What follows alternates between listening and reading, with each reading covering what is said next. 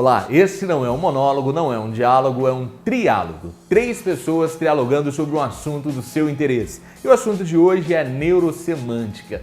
Você sabia que o significado que você dá para algumas palavras, elas podem interferir nas suas sensações, nas suas emoções e nos seus sentimentos?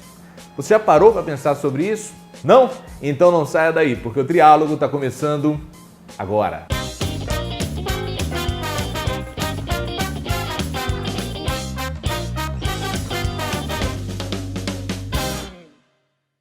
A mente humana é a engenheira responsável pelas engrenagens que fazem girar o nosso mundo interior. E dessa maneira ela acaba provocando reações e significados e sentidos no mundo exterior. A neurosemântica ela busca ressignificar isso a partir de uma transformação em sua linguagem. Para a gente entender um pouco mais sobre essa ciência, eu trouxe aqui 2 grandes pesquisadores sobre esse tema. O Helder Amarante e a Renata Schiffler. Antes da gente começar a conversar aqui, eu gostaria que você assistisse a esse vídeo.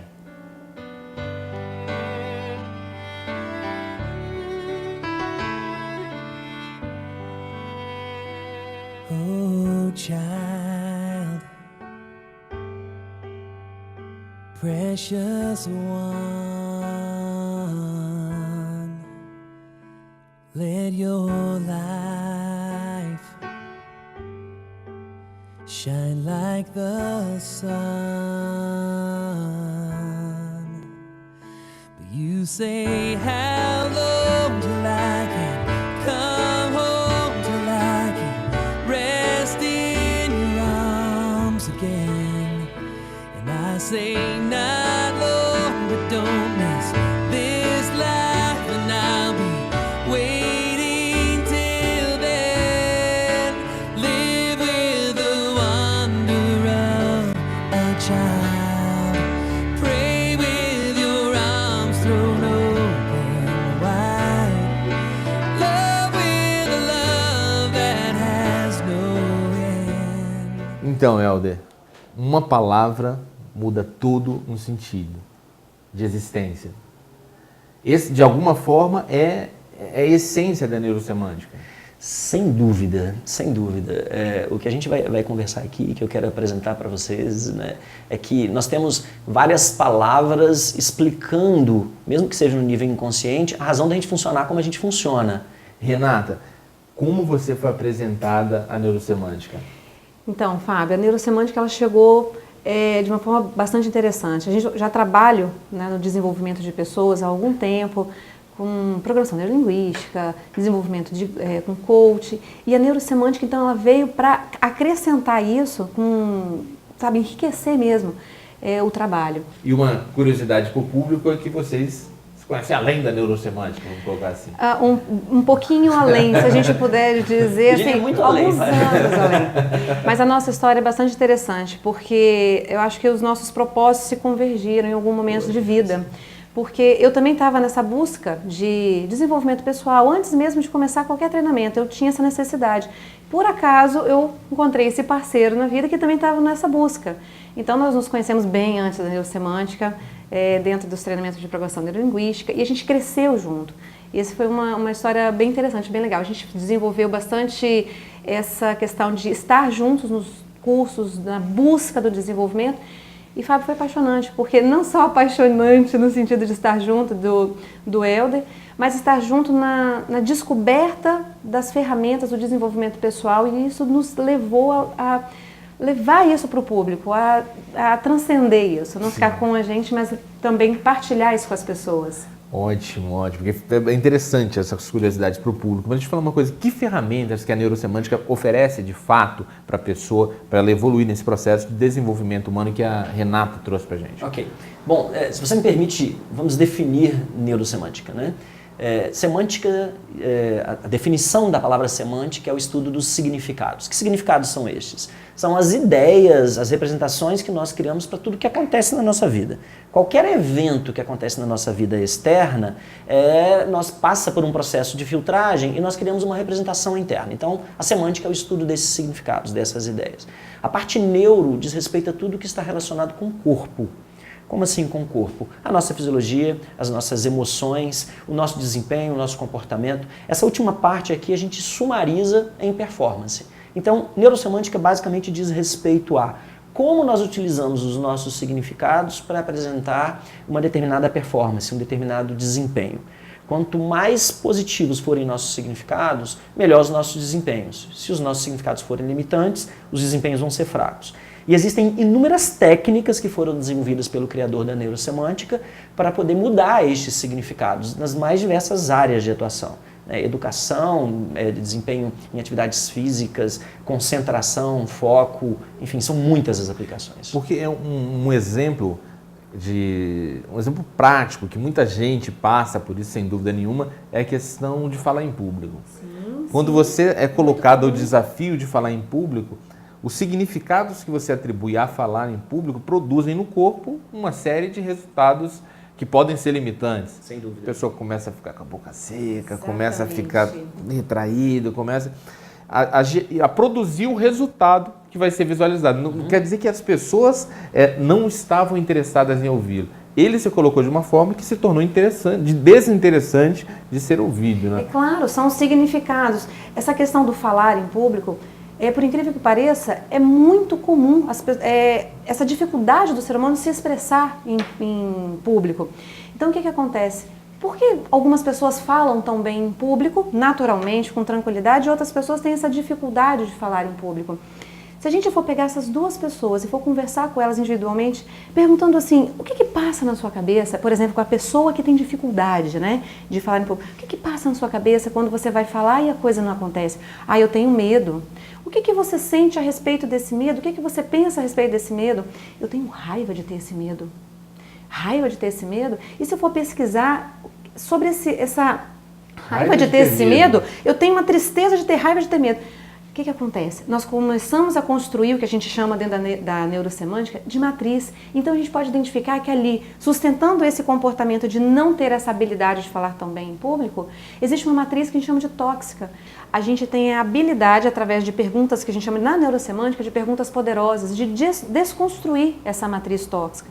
Então, fazendo com que essa pessoa que tem essa inabilidade ainda de falar em público, não fale tão bem, que ela passe a falar tão bem quanto a outra pessoa. Porque o que acontece? Por que essa pessoa, a outra pessoa, então ela consegue se desenvolver bem diante de um público? Se nós conversarmos com ela, então a gente vai descobrir que ali tem uma matriz empoderadora, uma matriz que ela é rica em significados, que favorece ela desempenhar tão bem esse comportamento. Então, isso que é o grande lance da neurosemântica, é a gente poder identificar qual é o fator, onde eu posso melhorar, qual é a minha limitação, qual é a minha dificuldade. É uma radiografia da emoção, exato, né? Do sentimento da pessoa em relação àquele... Exatamente. Então, através dessa investigação, uma investigação profunda, porque a gente vai em níveis profundos da consciência, como eu disse, a gente sobe camadas, e quando eu faço esse gesto, a gente constrói, uma metáfora para construir essas camadas que a gente chama de matriz. Então, construímos essa matriz para descobrir o que sustenta esse seu comportamento que não está adequado ainda. Né? Exato. Meu amigo, você que está assistindo a gente tem esperança. Claro. Você tem dificuldade de falar, não tem esperança. Olha só, estou dando uma ferramenta poderosa para vocês, apresentando a ferramenta. No linguajar popular, as pessoas acabam atribuindo esse fato da pessoa ter essa dificuldade, um desconforto e agir de certa maneira diante do desafio de autossabotagem. A neurosemântica não acredita nessa hipótese, ela trabalha de outro conceito. A pegada da neurosemântica é outra. A ideia é que não existe autossabotagem. Ninguém sai de casa de manhã para dar errado. O que faz com que a gente produza determinados resultados no nosso dia a dia, que são insatisfatórios aparentemente, são essas matrizes. Nós temos milhares de matrizes criadas em cima de cada um dos comportamentos, cada uma das ações que a gente faz. Então a pessoa não está se sabotando. Na ela verdade, não está se sabotando. Ela tem um ganho em agir daquela maneira. Sim, e esse ganho, como a Renata estava explicando muito bem, é feito através dessas várias camadas de pensamentos que foram criadas ao longo do esse tempo. indivíduo pode ter? Esse indivíduo, assim, vamos criar uma hipótese, é lógico. Esse indivíduo que está com a dificuldade de falar em público, que se trava e que se não se permite, que ganho ele pode estar tendo em se colocar em situações desconfortáveis? Um exemplo que a gente pode, assim, alucinar, quer dizer, a gente pode imaginar que pode ser um ganho para ele, seria justamente um ganho de proteção. Mas isso talvez está lá no nível inconsciente, sabe? Guardado dentro dele algum senso de proteção. Então ele tem esse senso de proteção, de não querer talvez se expor por algum motivo qualquer. Por mais que talvez o trabalho peça para que ele fale em público, mas tem ali dentro um senso que o preserve. E se a gente for investigar de onde vem esse senso, talvez a gente crie até a matriz por trás desse significado de proteção. Uma experiência de infância, exatamente, de adolescência. Alguma memória. Criou nele uma necessidade de se proteger diante de situações de exposição. Com certeza. Como essa, né? Eu vou pedir um intervalo pra gente aqui rapidinho, daqui a pouco a gente volta com mais diálogo. Não sai daí, meu amigo tem esperança.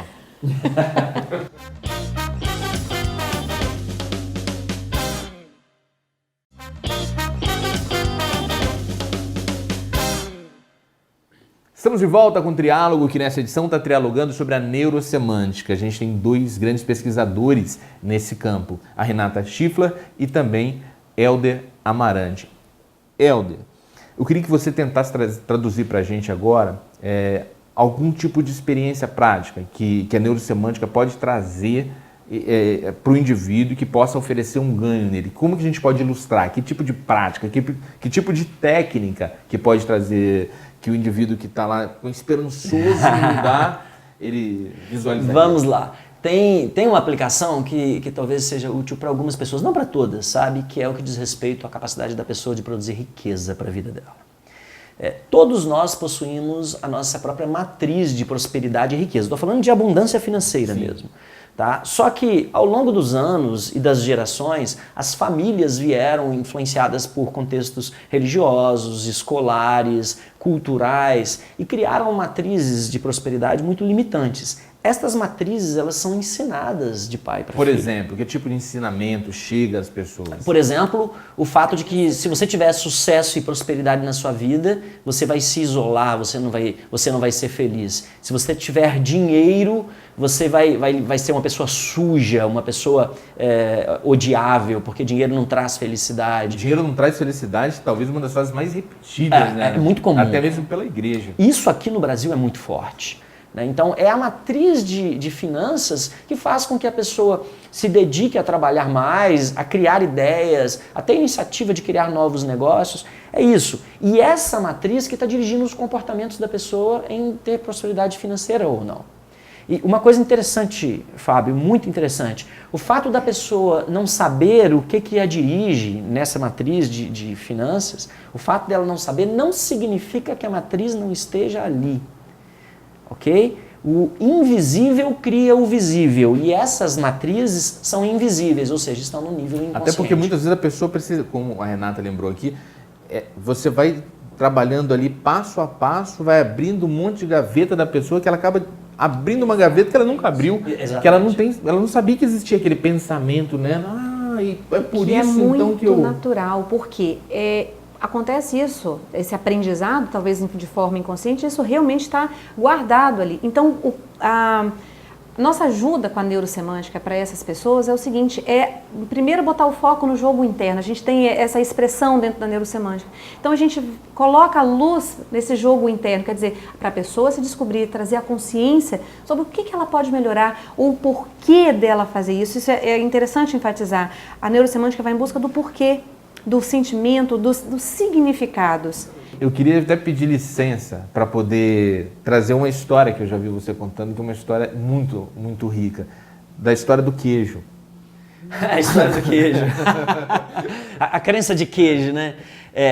Isso foi bem legal. Eu levo isso para os meus treinamentos, que foi o seguinte, há cerca de 6 anos atrás, a Renata ainda não era casada comigo, e nós estávamos no supermercado, e eu estava na seção de frios, e de repente eu passei e eu vi um pedaço de requeijão, aquele requeijão rígido que a gente corta em fatias, né? E eu virei para ela e falei bem assim, puxa, eu adoro isso, sou apaixonado com isso aqui.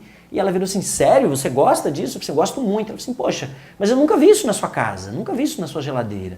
E aí eu estendi a mão e peguei aquele pedaço de requeijão e falei assim, não, isso é muito caro. E na hora que eu fui olhar, antes de eu terminar a palavra caro, eu me lembro até hoje do código de barras e do preço, R$ 8,23. Eu, caro. E naquele instante eu comecei a investigar a matriz que estava por trás disso. Espera aí, como que eu considero algo de 8,23 caro?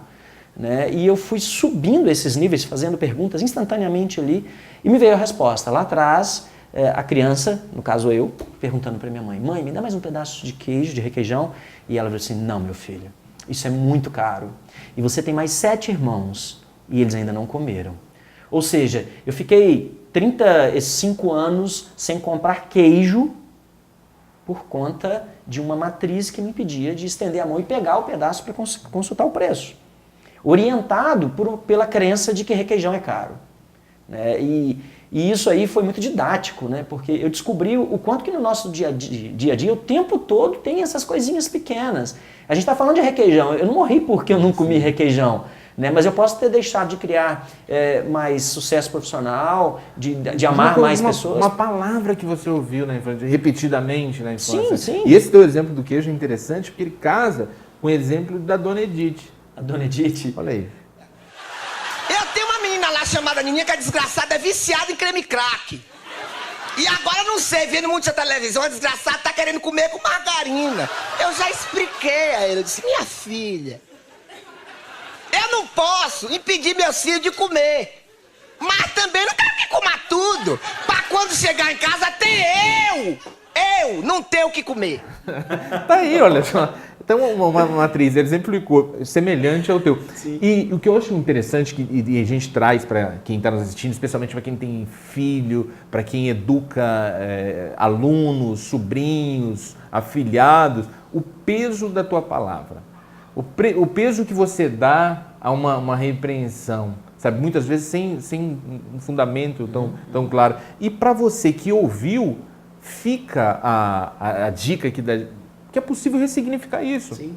Esse é o desafio, na verdade, né? Da gente se libertar desses quadros. E eu digo mais, a qualidade das nossas vidas, elas está assim, diretamente relacionada com a qualidade dos nossos pensamentos, a qualidade dos nossos significados. Então, através da qualidade dos nossos significados, da nossa fala, da nossa comunicação, dos nossos sentimentos, porque está tudo interligado, isso tudo diz e dita a nossa performance, o nosso desenvolvimento, porque isso dita como nós agimos perante o mundo, enfim, como a gente lida com isso no nosso dia a dia. Em um minuto, vocês poderiam me dar um exemplo de como que o estudo de neurosemântica ajuda na educação do filho de vocês?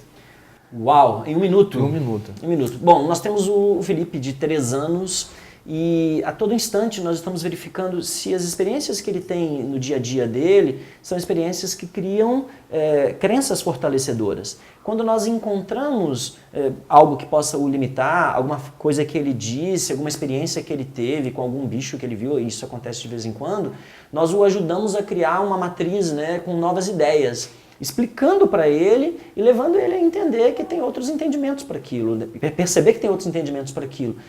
Nós somos os criadores dos nossos significados. E isso é importantíssimo a gente deixar aqui, a mensagem principal. Um evento, um fato, ele não traz embutido em si o significado que eu obtenho. Nós criamos o significado para aquele evento externo. O fato é apenas o fato, ele é neutro. Tem uma frase que diz, o problema não é o problema é o significado que a gente dá para o problema. Não é o fato que representa o desafio, mas sim o como eu estou me relacionando com o fato a partir dos significados que eu criei para ele. O fato externo, ele não tem valor nenhum. Nenhum, ele é neutro. Um exemplo, a sua festa de formatura foi o evento mais bonito que você viveu, talvez até esse momento.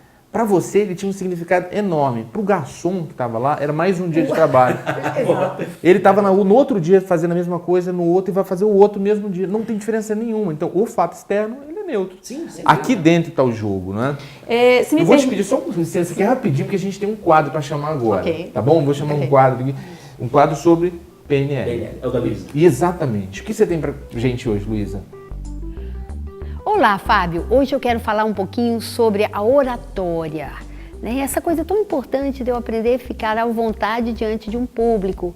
Na programação neurolinguística, nós aprendemos que a comunicação, ela não é feita só do assunto. Muito mais importante do que isso é a minha intenção daquilo que eu quero me comunicar, mas também toda a minha postura física. Toda essa dança da musculatura, do meu não verbal, todos os meus gestos estão se comunicando. Então, quando a gente está no palco e começa a mexer demais, como a gente fala, pêndulo, esse pêndulo, ele deixa o outro, passa uma insegurança para o outro, né? Se os meus pés não ficam firmes no chão, mesmo que eu mexa um pouquinho, eu também estou comunicando com o outro alguma coisa que não vai ajudar no meu discurso ou na minha oratória. Então a minha sugestão é o seguinte: se o que eu passo no meu não verbal é aquilo que eu estou sentindo, que tal criar dentro de você um estado interno favorável? Coisas como você falar para você minutos antes de uma apresentação: ninguém sabe melhor o que eu vou falar do que eu mesma, né? Eu quero me sentir à vontade com esse público, como se eu estivesse falando para os familiares, na cozinha da minha casa. Tudo isso são comandos que podem ajudar muito na comunicação. E uma coisa bem legal também é: seja você mesmo e toque as pessoas. Deixe que as suas palavras, seus gestos abracem o coração das pessoas. Às vezes nós ficamos muito técnicos demais, passando informação, e isso as pessoas com certeza não vão guardar na memória. Fica aí a dica de comunicação do não verbal para que você tenha um resultado ainda melhor. Realmente, Luísa, uma provocação altamente instigante e desafiadora da programação neurolinguística. A gente vai fazer um rápido intervalo e no próximo bloco a gente volta com o melhor de 3. Eu acho que vocês vão gostar, não sai daí, hein?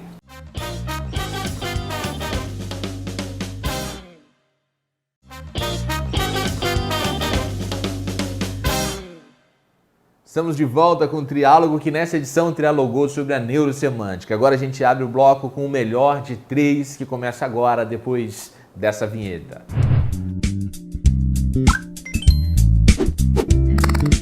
Então, agora eu vou apresentar as palavras, vocês escolhem e tentem justificar. Eu também vou ter que justificar por quê. Onde vocês se sentem mais à vontade? Em aula, atendimento individual ou entrevista? Olha, eu particularmente gosto muito de dar aula. Eu acho que isso vem até um pouco lá da minha infância. Talvez essa é a minha matriz de significados a respeito de aula. Eu dava aula para minhas bonecas, Fábio. Eu sempre gostei disso. Dando aula também, Também? em aula. Quando eu estou atendendo um cliente individualmente, eu estou completamente inteiro para ajudá-lo a entender essas matrizes. Então, muitas vezes eu deixo de lado um pouco de descontração e vou focar no processo de mudança dele. E também aula porque é o lugar que me fez, assim, como profissional. Eu gosto muito também. Eu tenho muita gratidão pela sala de aula e por tudo que ela me ensinou. Próximo, terapia, mentoria ou coaching? Coach. Por quê? Eu sou muito apaixonada pelo processo de coaching porque eu vejo o resultado real, rápido e muito, como é que eu posso dizer? Através de perguntas a pessoa se descobre. Então é um buscar da pessoa ela se melhorar, sabe? É buscar a melhor versão do outro. Sim. Então eu sou muito apaixonada com o coaching. O coaching também, porque o coaching, no meu entendimento, ele devolve à pessoa o poder de controle da sua vida.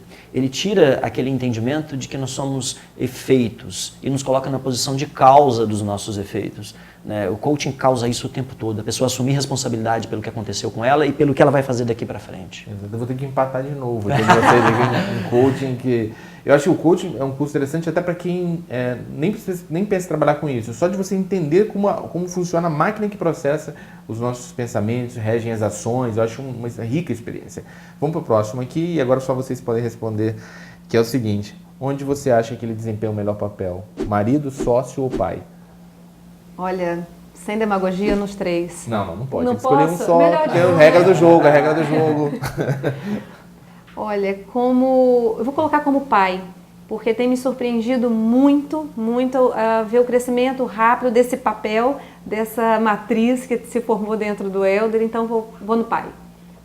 Eu não devia ter feito isso, que eu não vou conseguir responder. Esposa, sócia ou mãe? Ah, cara, mãe. Renata me surpreende todos os dias como mãe. Eu já sabia do potencial que ela teria para ser mãe.